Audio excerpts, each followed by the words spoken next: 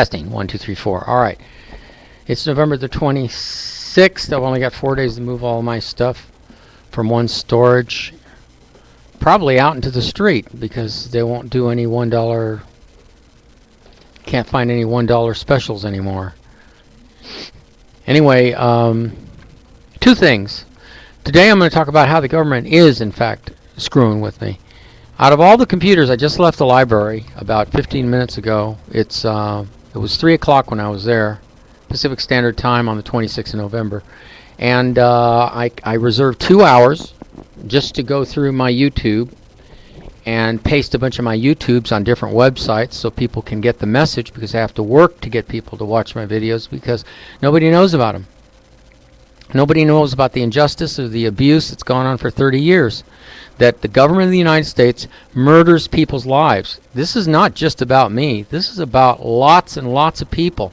People who have made homeless through their negligent laws, through their prejudicial laws that they literally push on people. It's a form of cruel and unusual punishment. Some people call it the silent war. Some people call it electronic surveillance. Some people call it electronic warfare. It doesn't matter what you call it. These people are evil. They need to be put out, and I mean put out permanently. Anyway, that doesn't erase the fact that I'm sure that there are some people within the government, although I figure very few, that tread softly and quietly. They have the right intentions, but you can't find them. Because as soon as they make themselves apparent, the majority, which is the evil, at state, federal, and local levels of all governments in the United States, they get destroyed. They get interfered with, like I'm about to bring up with the library. I reserved 2 hours.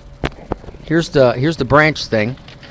And out of all of the, 30 computers they have in there, only mine, which is on computer number 15, showed up that the internet was not working. I checked the connections, checked everything. No, there was nothing wrong with it. And it wasn't only wrong with the internet access. It was wrong with the word processing access. Now, a lot of computer experts would say, well, if out of all the computers, only your computer, the one you picked, was the bad one, hey, you people had better get your brains working, because this is not coincidence. This isn't the first time this has happened. And with the cameras that they have everywhere, and by the way, federal law says that all cameras must accept interference. All electronic equipment must accept interference. That's federal. So that means that this camera here in this shop, this money shop, whatever it is, check cashing place, where that has computers or rents them out by the hour, that camera can be accessed by the federal authorities at a distance by remote control. They can watch your activities. They can really monitor. This is not freedom. This is totalitarianism. It is evil. It is sick. And like I said, Obama, the Democrats, Republicans, the Bilderberg Group, the Trial Law Commission, you got to knock them down, period. And since you're not going to knock them down, remember my last video? I said, you, the government, are in for a real bad time. And unfortunately, a lot of nice people are going to get hurt with a lot of bad people. The majority being the bad people. And that's unfortunate, but I'm sorry. That's the way it's going to be, because that's what it's going to take to get rid of that many bad people. Now, I, on the other hand, was going to build a safe haven for all of the good people. I was going to pick them out over the last 30 years. I was supposed to have been out in Colorado on my own 40 acres. You people, you the government, through your misappropriated laws, color of law, your antagonism, your evil people that interpret the laws, you did this all to me. Now, so let's talk about what happened over there. So yeah, my computer wouldn't work. I had to drop everything, go over and tell the computer librarian, and he came over and he said, oh yeah, well, it must be a problem with the computer. I said, trust me, it is not a problem with just the computer. If the government wanted to, they can pinpoint any computer and shut it down or make it not work from a distance, and they can make all of them not work. Point being, nobody knows my whole story. Only the government knows. There are files on me that are eyes only. Only the president sees it. Only Clinton sees it. Only Bush has seen it. Because before this phone hacking scandal in Europe started, I was phone hacking the White House. Me and my twin were phone hacking the White House all the way back to 1984 when Reagan was in office. And how we did it was, you dial 1202, that's the area code for DC, and then 456, that's the first three numbers, the exchange numbers, which actually used to have letters in the 50s, like Hollywood 6 5555. Anyway, they dropped that a long time ago, and then now it's just numbers. So the exchange number for the White House is 456. Then the four last digits, the Secret Service and National Security jumble the numbers from 0001 to 9,999. Those are the four last digits of the White House. Then all the White House numbers, and I'm saying this right now on the internet because you people who hate the government, who's done bad things to you, can call the White House from your cell phones or from a cell phone that cannot be traced to you directly, and you can hack on the White House and leave all kinds of messages to the security advisor, to the Secret Service, to all those people, because they'll be listening in on you anyway, as soon as you call those four last digits. Now, the problem here is that they stagger the numbers. 00021 might be a number that will actually fit to a White House number. Then 0099 might be a different one. Carl Rose old number used to be 4562020. After I hacked into it and I was leaving a lot of nasty messages, no threats, but nasty messages calling them child killers, child murderers, and that they are doing a disservice to the world by killing genetics. What I call the Russian roulette of genetics. That's what you people do when you involve yourselves in wars and pay tax money to kill these children. So I had Carl Rowe's number, and I kept calling it, and I had personal secretaries to the president. I left all kind of messages until the Secret Service made an agreed meeting at Boulevard Burgers, making me think that they were going to help me out of all the problems I was having at the local level, and then they threatened me and said if I ever call the White House numbers again, that they would arrest me, they would fabricate conditions to have me arrested. For what? I'm not a felon. I'm not Al Capone. I'm not Adolf Hitler. But I have been treated worse than they would have been treated if they had lived longer and been treated evil by this evil government and the evil, what I call inherent beastly nature of the human species. And the beastly nature of the human species is to take advantage of another. There's only one other mammal, one other rat that will take and it is a rat, that will take another person's property without thinking at all about the consequences. And I'm not saying rats think, but they do. And that's the rat. That's the only one that will trespass on another person's property, that will take other things from other people, from its own kind, and not care about the consequences. That is the rat. So, now that I've given you a bit of psychology about human nature, that they're not going to change, their psychology of war will go on forever, because war is a controlled economy and it means money in their pocket. It circulates money. It forces money to be circulated.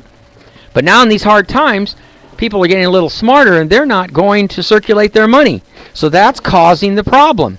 Oh, they're circulating it now because it's Christmas and Santa Claus and holidays and all that garbage. It's garbage. Don't spend your money. Make presents for your kids. Make presents for each other. It's the idea, the thought of Christmas. Don't go and spend it on these lousy big companies. And the 99 percenters, that's a bunch of garbage too. Like I said, they didn't support me when I was down there talking through the bullhorn. They didn't put up an idea and say, why don't we do a march for Caesar? And marching and saying Caesar for president, Caesar for president. Anything to, and then when the media tries to interview you, tell them, put your hand out. Every 99 center, I told them, put your hand out and tell them, pay me money before I tell you anything, because you're going to censor and edit everything I say and make me look like an idiot.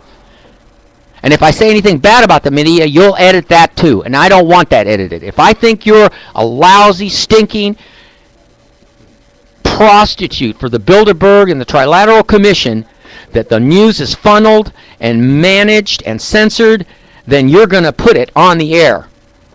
And you're going to put on the air how many people actually think that and believe that and are convinced of it. You know what? The media is not going to do an interview with you. I guarantee it. You know why? Because they're not going to do it. They've been given orders from their higher-ups who go to these Bilderberg meetings every year. The higher-ups being the CEOs of NBC, CNN, CBS. They all go to these meetings. Hey, heck, the president of Coca-Cola goes to these meetings. What is that all about? You know, they pick the people who are going to be your next president and your next chancellor of Germany and your next president of France. They pick the people. Oh, they run for office and go out and do their campaign funding, but they pick the people, the big money makers. So the 99%ers only have half the answer. And half the answer is that even if you institute laws against them to make them pay taxes, they're rich enough that they'll figure out how to get around it. And if they can't get around it, they'll take their business to Mexico. They'll pull up stakes and just move out of the country. Because they've done it before. Price Fisher did it. They just left to Mexico because of the overregulation in the world, especially in this country and in the cities, by building and safety and all these jerk-offs. They just pulled their stakes up and said, we'll go to Mexico. We'll hire foreigners to do our work. Screw the American public. So you people don't have the right person running for office. And really, I don't want to be president. I want the people to overthrow the country and install me as absolute dictator, emperor of the United States. And the reason is because I've already done it symbolically. So literally, is all we need is a giant protest. Stop paying taxes. Tell your congressmen and officials, if you're middle class, I'm telling you, I'm all on your side. Even though I don't agree with a lot of you people that go to your neighbors and turn them into the very same city because they have an old car in their backyard. You need to grow up. You need to stop snitching on your neighbor. Because the next natural disaster, be it a tornado, a hurricane, you may be under your house yelling for help, and the neighbor you called on is going to say, screw you, I'm not going to unbury you. Save your own bacon. And I wouldn't blame them one bit. Because when you do that, you hurt people. And I know I'm an expert in it. That has been done to me for decades. And it's been done to my twin for even longer.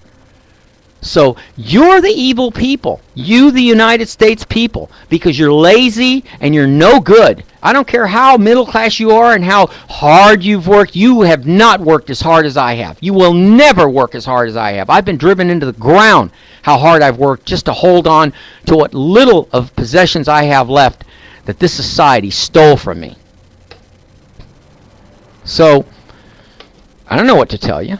You know, I mean, I got 12 minutes and 57 seconds. I'm going to do a part 2 to this one because I don't have to be back at the library for at least another 30 minutes to find out what else the government has done, how many other tricks they've pulled from that camera. I'm on a different computer now. I'm not going to tell you which computer I'm on. Today I had a conversation with a lady friend of mine who lives in New York. She's a real nice lady, but she's a believer in Christ and God and all that kind of stuff. And listen, this message is for her especially. Rose. I'm just going to call you Rose. I'm not going to give your whole name out on the YouTube. Rose, look, I respect your right to believe in Christ and God and all that.